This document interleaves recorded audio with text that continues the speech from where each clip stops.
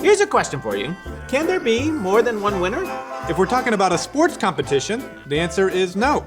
By definition, if you are competing, then there is one thing you are competing for: total victory. One winner and only one winner. You are nothing! But when it comes to life, does there always have to be a winner and a loser?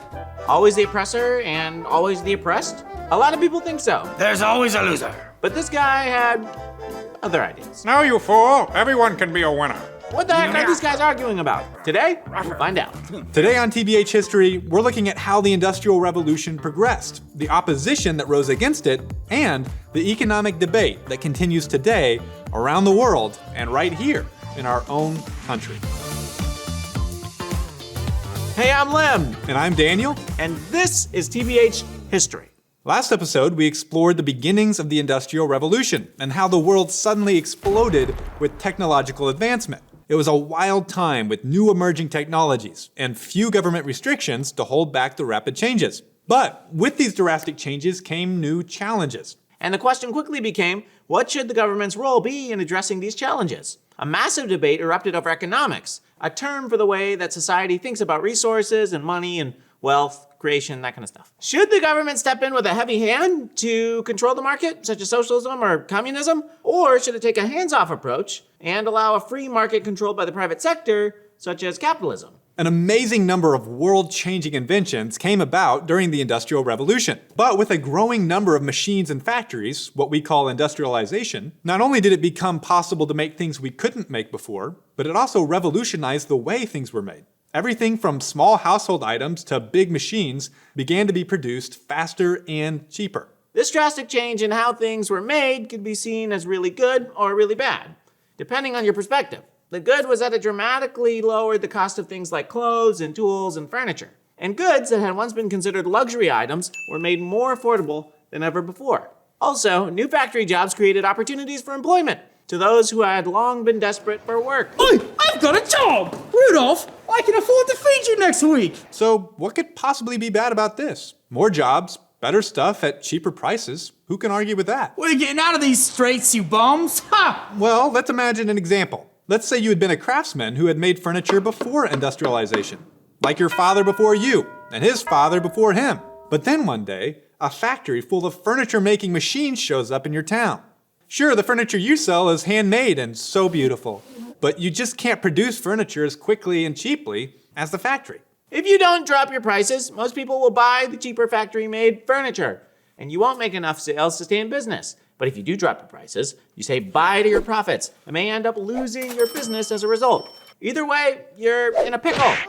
Traditional craftsmen, whose ways of life were threatened by new machines, pushed back against industrialization from the beginning. In groups called guilds, similarly skilled craftsmen, like all the furniture makers in an area, often banded together and tried to protect themselves from the competition of factories. Guilds wanted the government to place rules on how things were made and regulations on how much items should cost in order to protect their jobs. They didn't like the free market system that was allowing the rapid changes in development to occur. We're really upset! They wanted a regulated or controlled market to halt industrialization. But it just didn't make sense on a large scale because so many lives were being improved by it. Once it was apparent that these new machines were not going anywhere, vandalism, sabotage, and destruction became a common response by those whose traditional jobs were threatened by the new machines. Resistance reached a high point from 1811 through 1816 when a group called the Luddites secretly traveled through England destroying machines and factories.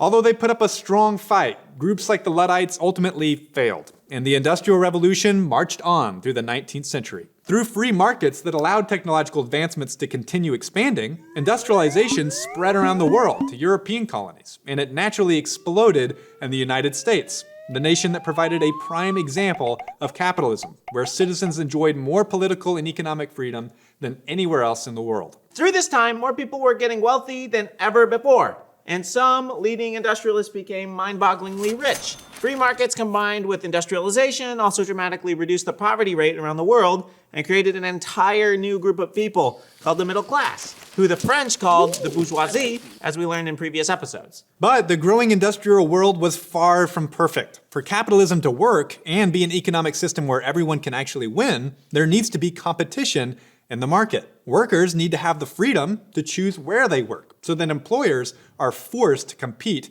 for their labor. Which brings us to some important questions.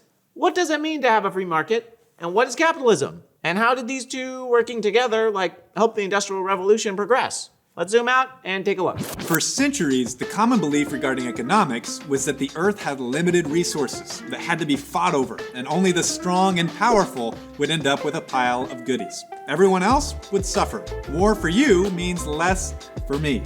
There's only one winner and one loser, like some sort of arm wrestling contest. But the Industrial Revolution gave evidence that when it comes to economics, this way of thinking was wrong, and that wealth isn't something that has to be fought over, but can actually be created. In other words, through consensual transactions where both parties get something they want, it was possible to have situations where I win and you win. This is the beauty of capitalism and free markets, which brings us to this guy. He was a Scotsman by the name Adam Smith. In 1776, he wrote a book called The Wealth of Nations. It's a complicated book, but the ideas are actually simple. Provide customers the goods and services they want, and they will happily pay a fair price. Pay employees fair wages for their labor, and they will happily work for you. But make a bad product, provide bad service, or be a bad boss, and people will go elsewhere. Through this competition, businesses are encouraged to provide better service, products, and employment in order to stay competitive. And in return, everyone is better off. To Smith, this model could only work where there is little government regulation, which is where capitalism comes in.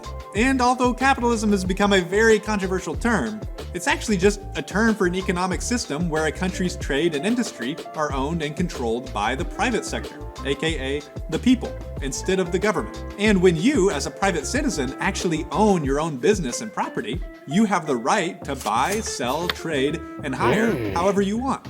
And it's this right to the ownership of your own property that lays the foundation for a free market to exist. Unfortunately, during the Industrial Revolution, the world was changing so fast that sometimes there were places where more people needed jobs than there were jobs for them to fill. And this situation allowed some bosses and business owners to take advantage of their workers. How would you like to work for me, huh? I pay diddly squat per hour. All right, sounds like a good deal. Good deal. Many workers faced horrible working conditions, and they couldn't just quit their job and find a better one because oftentimes there weren't alternatives or other jobs for them to go to. So regardless of the bad conditions, they were stuck and had little power to make things better. Hours were too long, pay was too little, and work environments were often unclean and unsafe. Miners and factory workers spent their days covered in soot and coal. Areas of beautiful countryside were damaged. Oi, that's a lot of damage. Wow. And cities like London were filled with waste. Oi, that looks like chocolate petals. I don't think that's chocolate.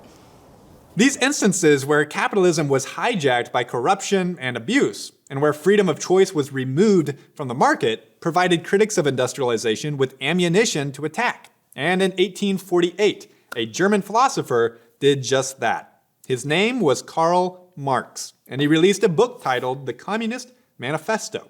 Maybe you've heard of it, A lot of people have heard of it. Some people read it. Most people don't care.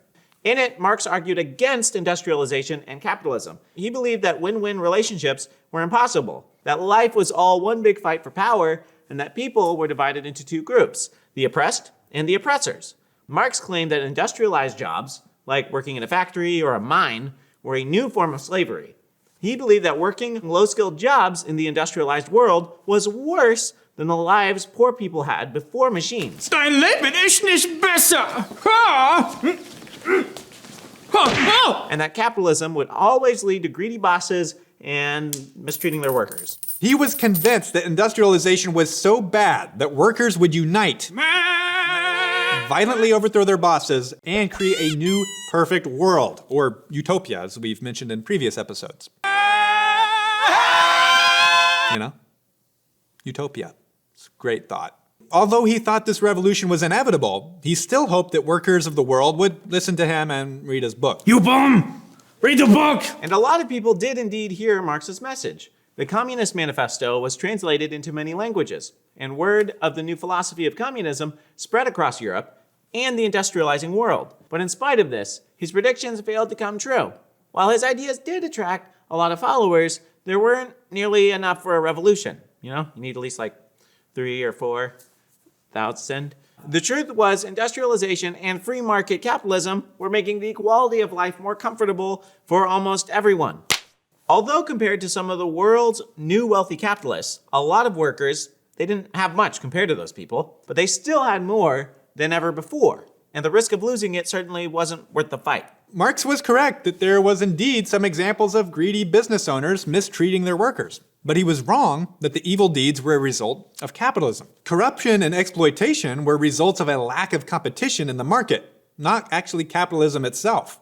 And while industrialization did lead to poor working conditions for a time, eventually it was industrialized nations who led the way in outlawing slave labor and child labor and made laws that protected workers and the environment. Marx spent the last 3 decades of his life trying to spread communism. Buy the book and get one free schnitzel. Only today. But most people saw it as a pack of lies about industrialization and capitalism and empty promises of a perfect world that could never be.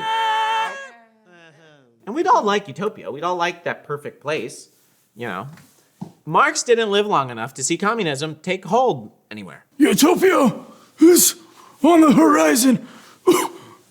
But his ideas didn't die with him. Small groups of his followers, called Marxists, existed in all industrialized nations. Their numbers were far too small to support the revolution that the Communist Manifesto had promised. But the book was still being shared, like a bad cold, a bad virus. Marxism had a tough time finding a home in places where the industrial world was thriving. But what about the non-industrialized world?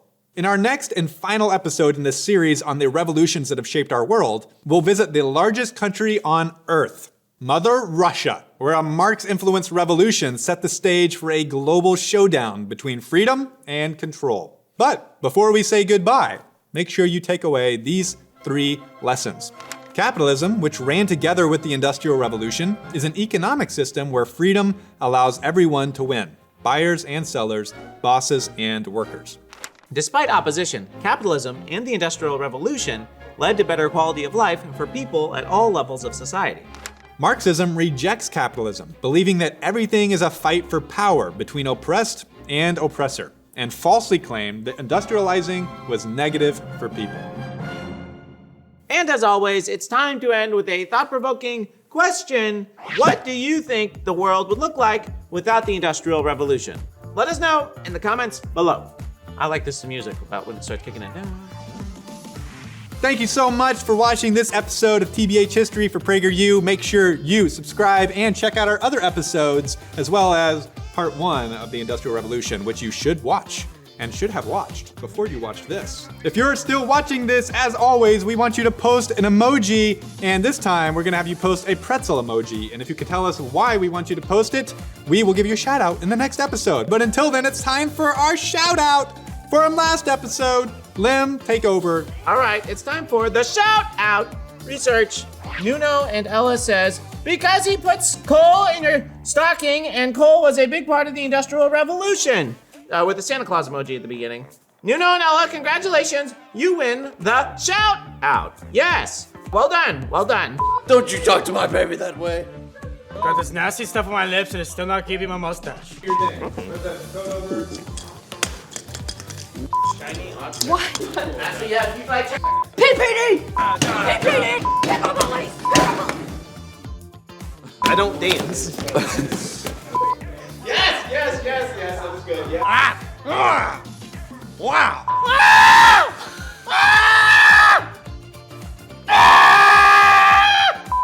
Sorry, this one. Hey, are you Buffalo Bill? So good.